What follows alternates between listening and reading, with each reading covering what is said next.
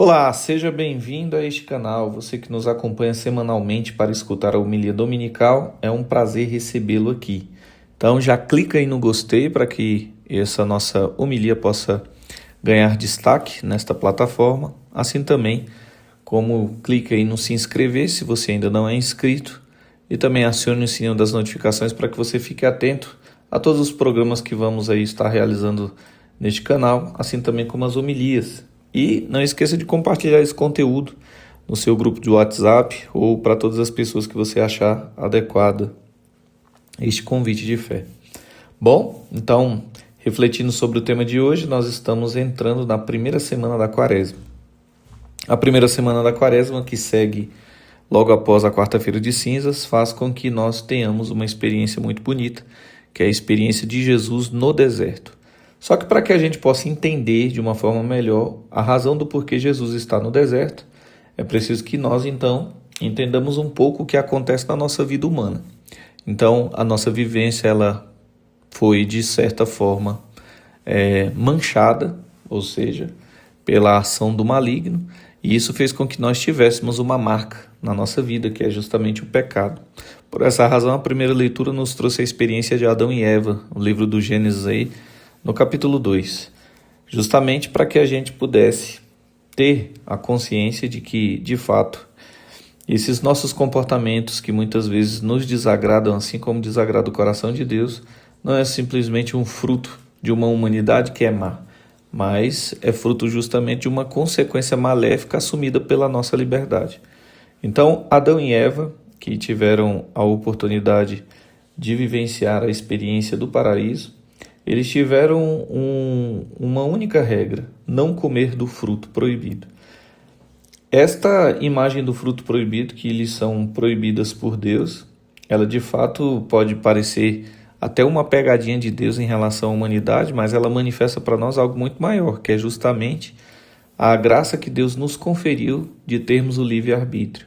É justamente por ter esse fruto no paraíso que nós entendemos a nossa liberdade. Porque se de fato não desobedecer, faz com que permaneçamos naquilo que é a graça de Deus, mas desobedecendo faz com que assumamos a nossa vida fora da graça de Deus, ou seja, temos liberdade para amar ou não amar a Deus por meio da obediência. E os nossos primeiros pais, tendo caído nessa consequência da desobediência, fez com que sobre a humanidade recaísse essa marca penosa do pecado, que faz com que, de geração em geração, as pessoas tenham comportamentos conduzidos pela sua concupiscência, ou seja, uma tendência ao mal, que em muitos de nós, às vezes, não se consegue entender a razão, mas que a Santa Mãe Igreja nos explica e nos dá a compreensão de que é por ocasião da herança do pecado dos nossos pais.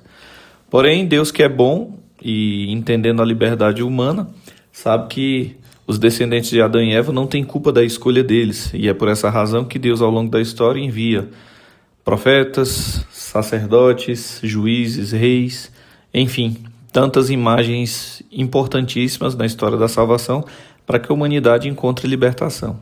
E chegando o ápice dos tempos, é enviado o seu próprio Filho no meio de nós. E é por essa razão, por meio deste Filho, que também São Paulo em Romanos vai dizer que da mesma maneira que o mundo se decaiu por ocasião de um homem, agora ele se reerguerá por meio do mesmo homem. Só que agora um homem que é tomado da natureza divina, que é justamente o enviado de Deus, o Messias. E este homem também é acompanhado de uma mulher essa que para nós é de suma importância, a Santíssima Virgem Maria, que na sua experiência de vida, ela que também foi privada do pecado, ela teve o livre-arbítrio de poder dizer sim ou não ao anjo Gabriel, e ela não somente disse sim, mas também trouxe para a sua vida todo o plano da salvação, quando ela afirma: eis aqui a serva do Senhor, faça-se em mim segundo a vossa palavra ou a vossa vontade. Então, tudo isso é muito bonito, porque nós observamos que Deus nos dá liberdade, mesmo que nós escolhamos um caminho contrário a Ele nos oferece uma porta de retorno, e essa única porta é Jesus Cristo. Só que para que a gente possa adentrar a esta porta, é importante então a gente entender que é preciso compreender primeiramente a natureza do pecado na nossa alma e fazer com que essa consequência do pecado ela possa ser vencida, porque nós estamos aí com essa marca. E essa marca, num primeiro momento, ela é vencida pelo batismo, porque nós abrimos a porta do céu. Mas como bem sabemos que o corpo agora está dependente de algumas tendências por ocasião dessa herança dos nossos pais, é preciso então fazer com que o corpo se fortaleça. E como é que vamos fortalecer o corpo? É por essa razão que Jesus, no Evangelho de Mateus, no capítulo 4, nos mostra a sua experiência entrando no deserto. A grande verdade é que mesmo Jesus, tendo a natureza divina e a natureza humana, ele também passa as tentações em sua natureza humana e em um determinado momento da sua missão, ele pede até que o Pai afaste dele o cálice, porque a tentação é tamanha e o corpo é tão frágil que muitas vezes é incapaz de resistir tamanha pressão. Porém, o espírito que é forte, por isso Jesus diz, a carne é fraca, mas o espírito é forte, é preciso ser fortalecido. E é essa a razão do porquê Jesus está no deserto. Fortalecendo o espírito para que a carne não fraqueje no momento crucial da sua missão. Então Jesus adentra o deserto, ele é encaminhado pelo Espírito para viver uma experiência de abandono e também de desgaste na carne, para que a carne seja totalmente educada pela consciência, pela razão, e não fique vivenciando aquilo que muito se é percebido aí nas pessoas que contraíram um pecado, naquilo que são as necessidades instintivas da carne. Então a igreja nos oferece por meio de alguns exercícios 3 ferramentas para a gente combater as tentações que já iremos escutar. Então a igreja nos ensina a rezar para manter a intimidade com Deus. A igreja nos ensina a nos penitenciarmos, porque é necessário colocar a carne sobre uma regra disciplinar, senão ela faz todos os seus desejos. E é preciso abrir o coração, e somente a caridade abre o nosso coração, expande a nossa generosidade e permite com que a benevolência de Deus alcance a nossa vida. Então, tendo essas 3 ferramentas, nós vamos entrar no deserto para lutar contra as 3 tentações que muitas vezes fazem com que a nossa vida se destrua completamente. Então nós ouvimos no Evangelho de Mateus a experiência de que o demônio havia tentado Jesus, indicando a ele que, se de fato ele fosse filho de Deus, que transformasse a pedra em pão para que matasse a sua fome. Porém, o que Jesus nos diz é, nem só de pão vive o homem, mas de toda a palavra de Deus. Ou seja, a carne não pode simplesmente ser atendida por todos os seus desejos. É preciso que a razão aprenda a instruir a carne, para que a carne não leve a razão à condenação. Então muitos de nós às vezes estamos aí nos empilhando nesse tempo de consumismo de coisas, de necessidades, de desejos, acreditando que são coisas fundamentais para a nossa vida. Em contrapartida, quando possuímos tudo aquilo que sonhamos, começamos a descobrir um grande vazio, porque deixamos de alimentar aquilo que sustenta a carne, que é justamente a alma. E deixando de alimentar a alma, o corpo, então, agora que está dependente, acaba muitas vezes escolhendo o caminho da morte. Então, quantos artistas famosos nós já tivemos a experiência de perceber eles alcançando o topo máximo daquilo que é a glória humana, mas depois se encontrarem dependentes do álcool, da droga, da depressão, de tantas outras consequências, porque o que foi alimentado foram as suas necessidades físicas e não as necessidades profundas do seu existir. Então, é preciso rezar para combater essa perspectiva do ter.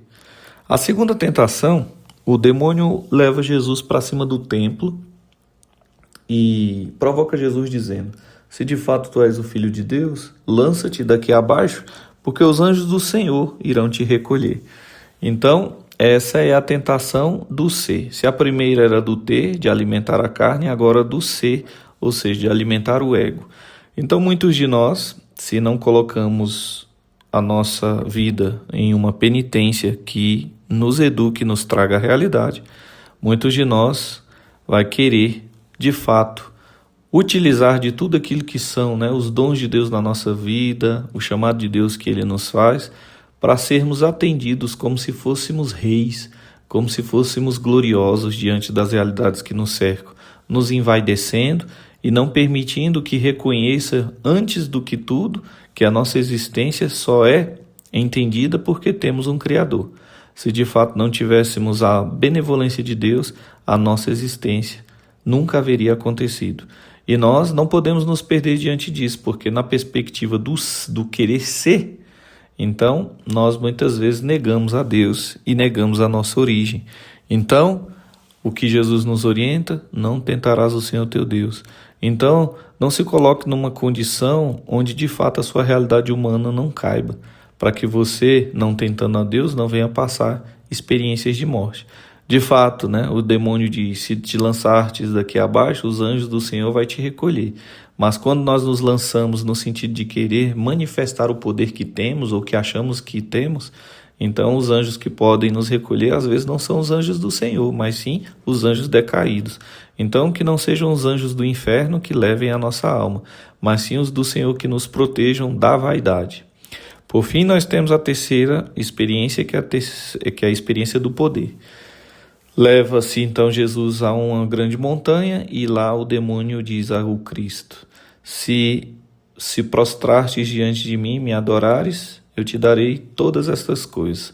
É até engraçado essa parte, porque Jesus, sendo filho de Deus, tudo o que existe já lhe pertence.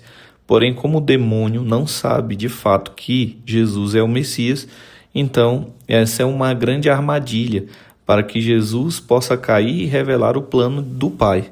Mas Jesus, que está ali orientando o seu espírito e a sua carne humana para que seja obediente a Deus, ele justamente faz, uma repulsa a esse convite, dizendo: não adorarás, a nenhum outro ser senão a Deus Todo-Poderoso. Ou seja, é preciso que nós também tenhamos cuidado com a questão do poder. Quem é que nunca ouviu a devida frase: você não sabe quem eu sou, você sabe com quem você está falando? Você não imagina quem eu sou. Ou seja, muitas pessoas, não sabendo utilizar bem o poder que Deus lhes confia, acabam sendo adoradores de si mesmas. E muitas vezes buscam adorar figuras semelhantes a elas, porque não é que tenham admiração por quem adore, é porque querem usurpar o lugar daqueles que são maior do que elas. Então, nós devemos tomar cuidado também com essa questão do poder. O poder entregue nas mãos do Filho de Deus são um poder para o servir. Então, até mesmo eu como padre, eu não posso ser um padre que, por ter recebido uma graça de Deus, espere que os outros me atendam como se eu fosse um grande rei. Muito pelo contrário. Tenho que usar de toda a força que Deus me confiou para que o povo de Deus se alimente daquilo que Deus deseja. Então, você que é médico, você que é advogado, você que é policial, não utilize o conhecimento e o dom que Deus lhe deu para usurpar as riquezas do céu, mas sim para fazer com que o número de pessoas que muitas vezes não receberam os mesmos dons sejam atendidas pela misericórdia e a graça de Deus, que são transmitidas pela nossa vocação. Então, que nós, com todo esse entendimento de hoje, nós possamos aí cada vez mais adentrar naquilo que é a prática quaresmal, entendendo que a gente tem que vencer para que a gente possa, depois da vitória, com um espírito fortalecido, fazer com que a nova cartilha do Evangelho entre na nossa vida. Ser um bem-aventurado, ser um pobre de coração, um puro de coração, um manso, um justo, um feliz pela perseguição, entre tantas outras dádivas. Por isso, então, aqui encerro, desejando a você força, dedicação e luta, porque o Senhor está conosco e, embora sejam grandes as tentações, muito maior é a graça do Senhor. Louvado seja o nosso Senhor Jesus Cristo, para sempre seja louvado.